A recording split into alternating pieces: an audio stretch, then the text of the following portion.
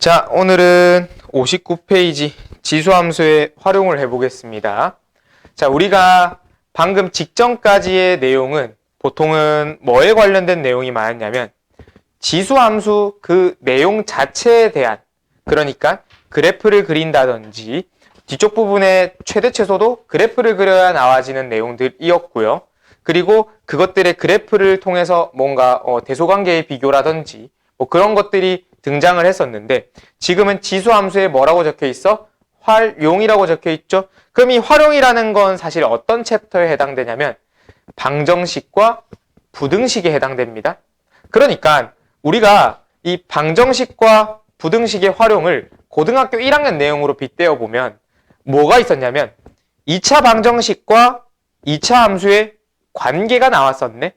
그러면 2차 함수와 2차 방정식의 관계를 빠르게 압축 요약해보면 뭐였습니까? 그 y는 ax제곱 더하기 bx 더하기 c라고 하는 함수식에서 방정식꼴로 만들어주는 방법이 는 0이 되는 거라고 했죠.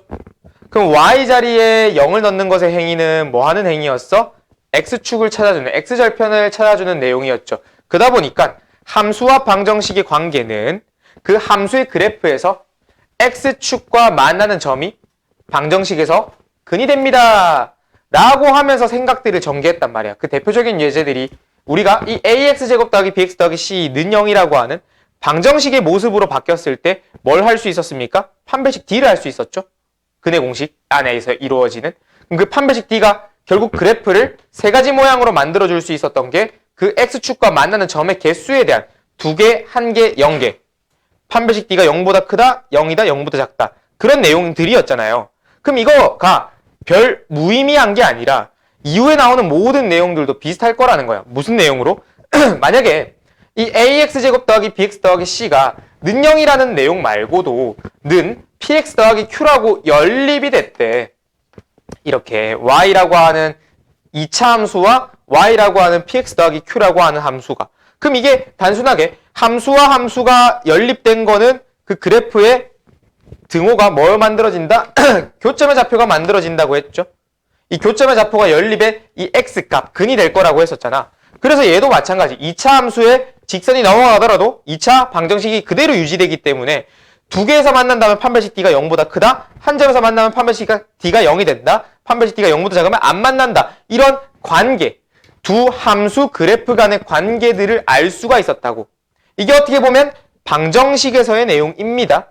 그런데 이 방정식의 내용을 잘 안다면 뭐도 결합이 될 수 있었냐면 이거를 fx라고 하고 얘를 gx라고 했을 때 fx랑 gx랑 얘가 더 크다라는 거의 그래프, 부등식에서의 내용도 얘기를 할 수 있었다는 거야. 어떻게? 우리가 이러한 그래프가 존재했을 때 이게 1이고 이게 3이었다고 해볼게. x의 크기가. 그럼 지금 이게 2차 함수가 f고 직선이 g라고 한다면 2차 함수가 더 클 때가 언제냐라고 했을 때 그 두 개 교점을 기준으로 누구? 위쪽에 있는 영역이 여기잖아. 그래서 누구? x가 1보다 작을 때랑 x가 3보다 클 때라고 하는 게 이 f가 g보다 크다라는 부등식의 정답이 되는 거였죠. 근이 되는 거였죠. 그러니까 이 방정식과 부등식은 그래프, 함수가 나왔을 때 뗄래야 뗄 수 없는 존재가 됐고 그 등호를 기준으로 등호를 만족하는 는 0이 되는 상황이 발생이 된다면 그거는 근을 찾는 방정식의 입장이 된 거고 0보다 크다 0보다 작다가 되는 부등호로 갔을 때는 뭐가 되는 거예요? 어느 쪽이 더 큰지를 관찰해서 내용을 확인하면 되는데 그게 일단은 그래프에 대한 내용과 식에 대한 내용을 같이 결합해서 볼 줄 알아야 된다는 거예요. 그럼 지금 얘가 지수 함수에서의 활용이니까 그 지수 함수의 생김새를 만들어 볼까요? 지수 함수의 생김새 어떻게 만들어지겠니? a의 x 뭐 이런 식으로 만들어지겠네. a의 x 거듭제곱 이게 지수 함수의 기본적인 형태일 거 아니야. 그런데 우리가 이 친구에서 어떠한 특정한 값이 있대. ax1이라는 크기가 있대. 근데 그것이 ax2랑 같대요. 그러면 이 두 개가 같다라는 건 뭐일 수밖에 없어? 그 정의역 두 개가 같을 수밖에 없네요. 되겠니? 그러니까 이거를 기준으로 두 함수를 뭐 할 거다? 등호를 없애줄 거라는 거야. 누구를? 밑을. 혹은 지수함수 형태가 나왔을 때 등호, 방정식의 입장에서 근을 찾는 방식은 이러한 내용의 일환으로 쓸 거라는 겁니다. 방정식의 기준으로. 됐나요? 자, 그럼 부등식은 이러한 상태에서 뭐 하는 거야? 부등호가 껴있는 거야. 부등호가. 되겠니? 부등호가 껴있는 거야. 그럼 여기서 쌤 아까 요거 두 개 등호였다면 AA를 떼서 X1, X2 같다고 하면 되네요. 그럼 얘도 쟤네들 두 개 중에 얘가 더 크니까 X1하고 X2 중에 얘가 더 크다고 하면 됩니다. 맞을까 틀릴까? 틀렸다는 거예요. 왜 틀렸냐라고 하면 밑이 안 정해져서 틀린 거예요. 왜? 우리 지수함수 다시 그려볼게. 2의 X 거듭제곱은 어떻게 생겼어? 무슨 함수? 증가함수. 요렇게 생겼잖아. 그럼 내가 임의로 잡은 두 개의 점 중에 여기를 X1, 여기를 X2라고 해볼게. X2가 지금 현재 더 큰 상황입니다. 이렇게.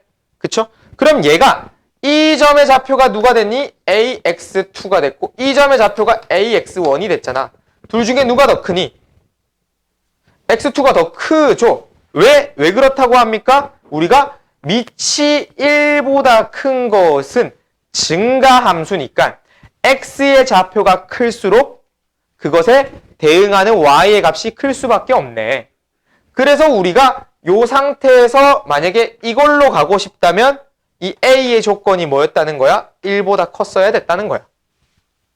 그럼 만약에 a가 0과 1 사이의 그래프였다고 가정을 한다면 이 친구 그래프는 감소함수잖아.